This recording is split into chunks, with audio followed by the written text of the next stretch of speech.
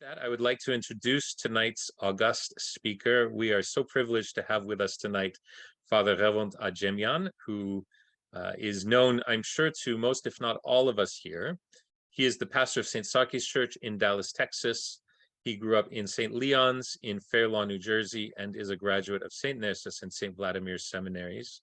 He also studied in Armenia and Jerusalem, and actually met his wonderful Yereskin while studying in Armenia. This past April, his community celebrated a major milestone with the consecration of their new church, which has won the U.S. Building of the Year 2022 award by World Architect magazine. If you have not yet seen photographs or not yet had a chance to visit, you are all highly encouraged to do so. And St. Sarkis Dallas also hosted Sports Weekend last May, and will be hosting this year's Clergy Conference and Diocesan Assembly. He, with his wife Yereskin Hasmig and their daughter Sirpuhi, have ministered to the Armenian community of North Texas since 2011. And tonight, Derhair will be engaging with us on the topic of stewardship. So with that, I invite you, Ghevond, to take it away. Thank you so much. In the name of the Father, the Son, and the Holy Spirit, one true God, amen. Wisdom of the Father, O Jesus, grant to us wisdom, that we may each think, speak, and do that which is good in your sight. Save us from all evil and distracting thoughts, words, and deeds, and have mercy upon your creatures and upon each of us great sinners that we are. Amen. Stewardship, a way of life. Okay. So I took a course a year and a half ago, offered by the, actually sponsored by the Greek Archdiocese, and it was on stewardship. And during this course, I learned many things about stewardship. In particular, stewardship is an invitation to participate. It's not just raising money, which many of us think it is, myself included at the time. Stewardship is a part of ownership and also responsibility. And it's also an opportunity to share our blessings. And so in tonight's presentation, we're going to see how we can use our ways of stewardship, the different types of stewardship that exist, to help others, but at the same time, to help us in the future. And we'll go into that in a little bit more detail. So first, let's see here. What we usually think stewardship is. If you are Armenian and you're from overseas, the Armenian word for steward is usually dendes, and usually we think of someone who cleans a building or is a caretaker. Stewardship in English, usually we think of stewards, whether they be on airplanes or in other areas of life, but somebody who helps or teaches us how to do something. Stewards, like a flight attendant. But in reality, a steward is something completely different. The word steward in English, as many of you know, I love etymology, and so the word steward in English comes from two old English words. The word sty, means house. This is where we get the phrase pig sty, right? It means pig's house. And ward or warden, one who watches over something. So a steward, a steward, is the warden of the house, or one who looks after the house or the home. In Armenian, it's the same idea. The word dendes comes from dun, which means home or house, and desnel, to see, right? So one who sees or oversees a home or a house. And this is the exact word that's used in this Sunday's gospel reading, this coming Sunday, and the gospel reading we're going to discuss this evening too. But where does stewardship come from? So in the Old Testament, we hear of stewardship, but it's usually referred to as tithing. And we sometimes hear this today too, tithing. The Armenian church, unfortunately, I'll say, is not very well educated in tithing. Many of our Protestant brothers and sisters in those churches are very big into tithing. And tithing is just an old English word that means tenth, 10%, tenth. So this idea of giving 10% of what you have. But in the Old Testament, there's actually many, many different types of tithing. The first main one is the annual tithe that was given to the Levites. And you can find this, I put the Bible verses if you want to look them up later on. But this was a 10% of your crops and your produce every year that went to the Levites, the priestly class. Another tithe was another annual tithe, and this was done every year for the feast in Jerusalem. There was also what's called a triannual tithe, and this was done collected once every 3 years for aliens, right, foreigners, orphans, and widows. And not to mention, and then also just these 3 tithes alone, right, under the law, is not 10%, but actually 23% of your income. In addition to this, the Israelites could give free will offerings that were above and beyond these tithes, and these could just be in general. And we read about these in Exodus, Deuteronomy, and Malachi. So in the Old Testament, giving, tithing, right, stewardship is very prevalent. When we talk about it in the Christian sense or in the New Testament, the one that always comes up is the widow's mite, right? And we know this example, we've heard this story, how there's an old widow, Christ is sitting with his disciples in the temple, and he sees all these rich people giving all their exorbitant amounts of money out of their excess, out of their abundance, jewels and large amounts of money to the temple. And then this one widow comes and gives her 2 pennies, right? 2 luma, we might call it, or 2 kopek. And so she gives this. And what's interesting is, and he says that this widow gave more than all of the riches that the wealthy had given already, because they gave out of their abundance, but she gave her entire livelihood, right? So it's not so much giving what is extra, right? But it's giving everything. So it's not just 10%, not 23%, it's not 50%, right? St. John Chrysostom talks about this with the widow and says she could have given 1 penny and kept the other, but she gave all of it. She gave 100% of it. So the question really becomes now, as we are entering into Lent, and this coming Sunday is the Sunday of the Steward, the Unjust Steward. The question really becomes, what is stewardship? And does it only revolve around money? And to find that answer, we read in the gospel reading for this Sunday. So the gospel reading, where is it? There it is. The gospel reading for this Sunday is from the Gospel of Luke, right? And this is probably the hardest gospel reading for priests to preach about because it's so contradictory, and to the point where most priests, myself included, try not to discuss this parable. We always go to a different parable in the gospel reading because this Sunday's gospel reading is all of chapter 16. So we usually do a different part of it, and we usually skip over this because it's so difficult. But it's actually at the heart of what stewardship is and the heart of what Christianity is. So let's read. He also said to his disciples, there was a rich man who had a steward, and charges were brought to him that this man was wasting his goods.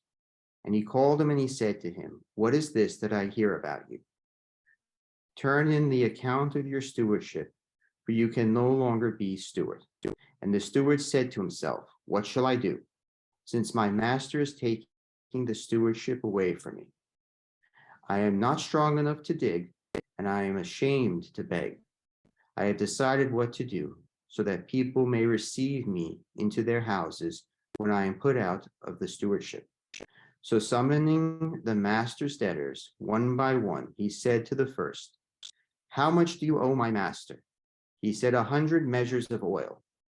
And he said to him, take your bill and sit down quickly and write 50. And he said to another, and how much do you owe? He said, 100 measures of wheat. He said to him, take your bill.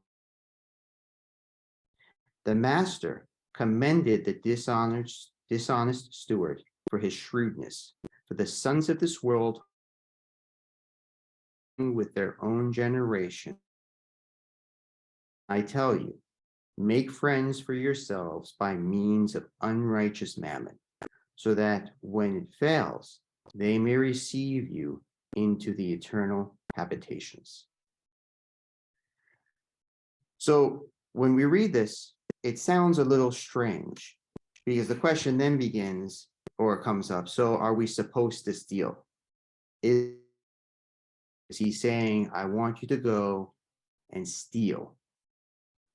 Well, the answer is yes, no, and sort of. Okay. He does not want you to go steal from people. All right. So don't do that. But at first, to answer this question, the answer is he goes into this and he explains it this way. If the dishonest, unjust, and worldly people of this world, right, as he refers to as the sons of this world, if they know how to prepare for their future, then likewise the honest, the just Christians, known as the sons of light, he refers to them as sons of light in the gospel, then they should also spend time on preparing for their future. If we think about it, from our graduations from high school, and maybe even before that, it is drilled into us by our parents, by our teachers, by our workplaces, by the world all around us. It's drilled into us about preparing for our future, preparing for retirement, for home, for health, for our family, for traveling, all of these things. It's drilled into us to prepare for the future. You need to open up a retirement fund. You need a 401k. You need to invest. You need to do this constantly so that when the day comes that we need to retire and we can't work anymore, we have something to support us. Okay? And so Christ is saying here that the sons of this world, people, prepare for this. They know that this is going to happen, and we prepare for it. Sons of light, Christians, often don't worry enough and prepare enough about our afterlife, preparing for heaven. So Christ is saying, you need to steal, you do need to cheat, but not in the way that we are thinking. Again, he is not saying go and rob a church so that you can prepare for heaven. That's not what he's saying at all. In fact, the answer to this question of how we do this is fleshed out in the remainder of the gospel reading, which we're going to go into. But he says, by stealing money, by stealing goods of our master, who is our Lord Christ, right? Just as the unjust steward stole from his master and prepared for his future, likewise, as Christians, we are supposed to steal from God, steal from the master, and prepare for our life, heaven, that is. So the question naturally arises, how do we steal from God? Again, do not go robbing priests this coming Sunday. Do not go to the church and try and rob the church. That's not what he's saying. The things that belong to God are the blessings that each of us have in this world. Okay? Everything we have belongs to God. Everything that has been given to us belongs to God. It's not ours. We are stewards of those things that have been given to us. And as such, we are supposed to watch over them and manage them. But at the same time, we're supposed to use those things, these blessings, for helping other people. We use them to help others. We take the things that God has given to us, the things that actually belong to God, and use them for God by helping other people. It becomes more clear in this part of the gospel reading. So this is the second half of the gospel reading. All right. The rich man and Lazarus. He says, there was a rich man who was clothed in purple and fine linen, and who feasted sumptuously every day. And at his gate lay a poor man named Lazarus, full of sores, who desired to be fed with what fell from the rich man's table. Moreover, the dogs came and licked his sores. He died and was carried by the angel. The rich man also died and was buried, and in Hades, being in torment, he lifted up his eyes and saw Abraham in his bosom. And he called out, Father Abraham, have mercy upon me, and send Lazarus to dip the end of his finger in water and cool my tongue, for I am in anguish in this flame. But Abraham said, Son, remember that you in your lifetime received your good things, and Lazarus in like manner evil things. But now he is comforted here, and you are in anguish. And besides all this, between us and you is a great chasm. A great chasm has been fixed, in order that those who would pass from here to you may not be able, and none may cross from there to us. And he said, Then I beg you, Father, to send him to my father's house, for I have 5 brothers, so that he may warn them, lest they also come into this place of torment. But Abraham said, They have Moses and the prophets. Let them hear them. And he said, No, Father Abraham. But if someone goes to them from the dead, they will repent. And he said to him, If you do not hear Moses and the prophets, neither will they be convinced if someone should rise from the dead. So here we see the rich man not use the resources, master's money, for the betterment of mankind. He does not help those who are in need. He does not use those things that belong to God for helping other people. He did not build up a place in heaven for himself, but rather he used his blessings on himself, and after he died, it was too late. And then he also goes on to say that he wants someone from the dead to come back and tell his brothers. Now, because they won't listen to the prophets, so maybe if they see someone rise from the dead, they'll believe him. And naturally, he's speaking about, this parable speaks about Christ, right? If they don't listen to Moses and the prophets, they're not going to listen to someone who rises from the dead either. So again, here we see this man did not use the goods, the resources, the money of his master, God, to help those in need. So the question then becomes, how can this be done? How do we use the resources that are God's for helping other people? And if you haven't figured out by now, it's through stewardship. Okay? So the understanding of Christian stewardship, though, is not, we've heard it, but we have to fully understand it. All right? In the ancient world, and even in today, things are composed of other things, smaller things, right? In science classes, we learn that everything in this world is made. So in the ancient world, they believed that the entire universe was created or composed of fire, air, water, and earth, right? Humans in the ancient world also were believed to be composed of 3 things: body, soul or spirit, and mind, right? And even to this day, we have this idea, this concept. If you don't have a body, but you have a soul and a mind, well, you're not human. You're an angel or a demon, right? If you have a body and a mind, but no soul, right? We call you inhuman.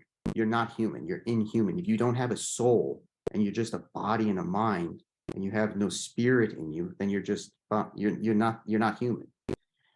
And if you have a body and a soul, but your mind is gone, you're no longer there, it's very hard to consider that person a human being.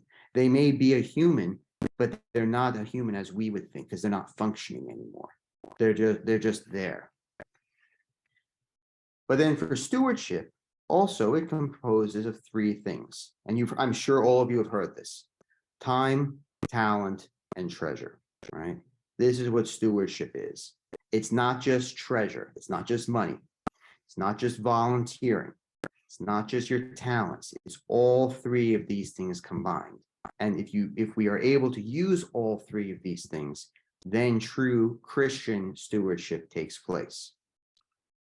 So time, right? We imagine or we want time to be like this. We don't want time to go. We want it to stay still.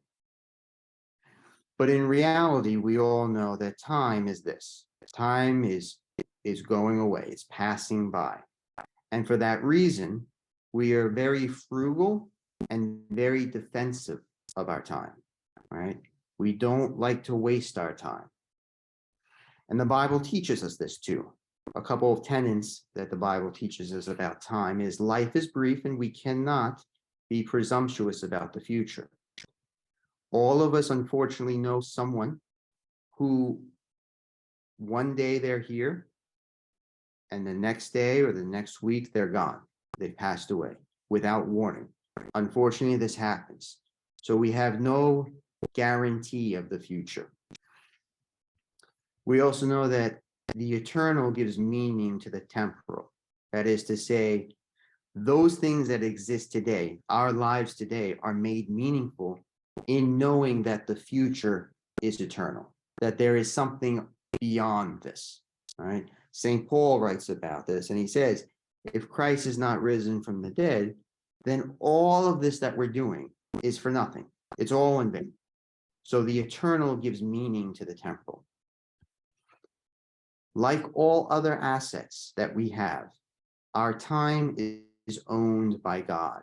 It does not belong to us. All right. We make comments and we make statements of saying, my time is precious. I can give you some of my time, right? But in reality, time belongs to God. This is one of those resources, one of those pieces of resources that God has, money, right? That God has that we are able to steal for other people. And we're going to go into that in a moment.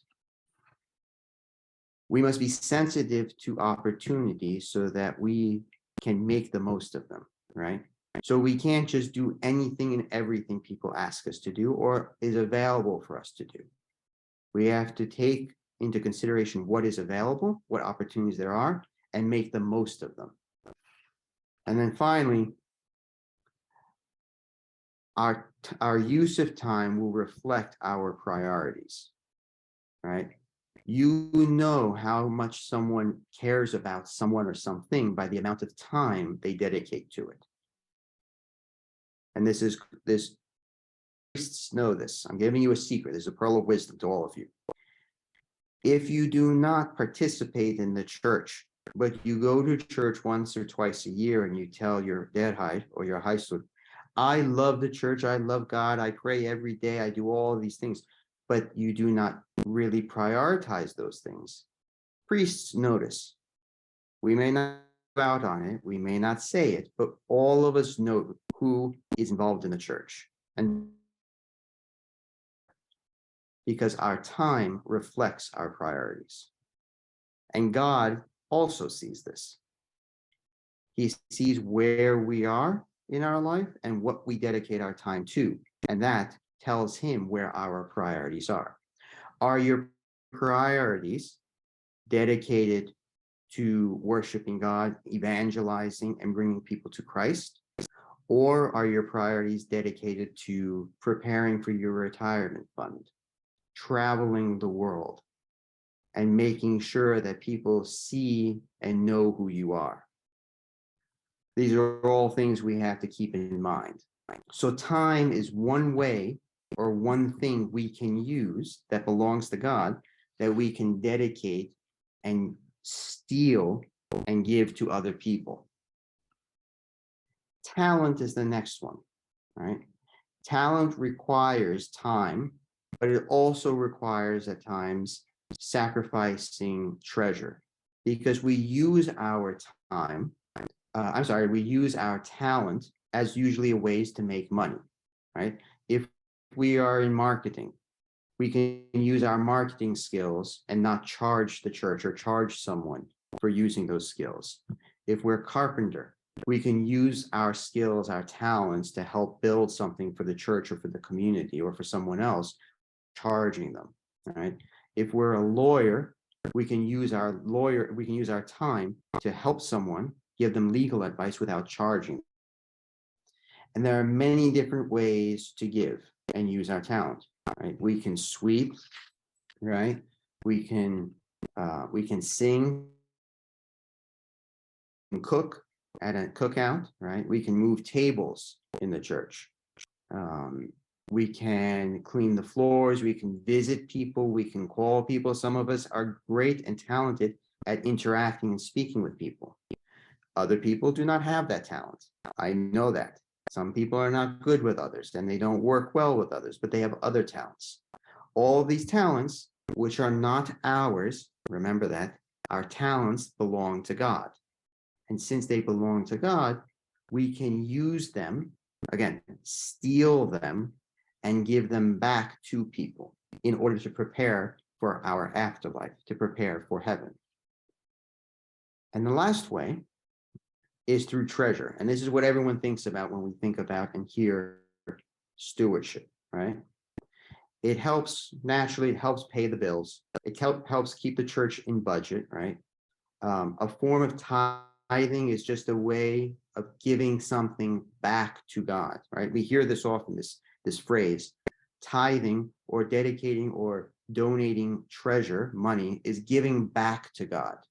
Well, you can't give something back to someone that hasn't already been given to you, right? That idea of giving back means it was already given to you. And so, like the unjust steward, the shrewd steward, we are using that which is God's, our money, right? Hopefully to help others, not just to prepare for our earthly life, but also to prepare for the heavenly life to come.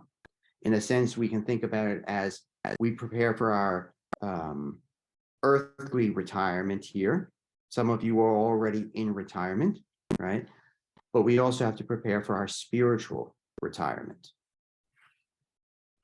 So in reality, stewardship, it's an invitation, right? It's not a command, right? Nowhere does it say you have to do this, but it's an invitation to us to participate in the mission of the church and to participate in the teachings of Christ.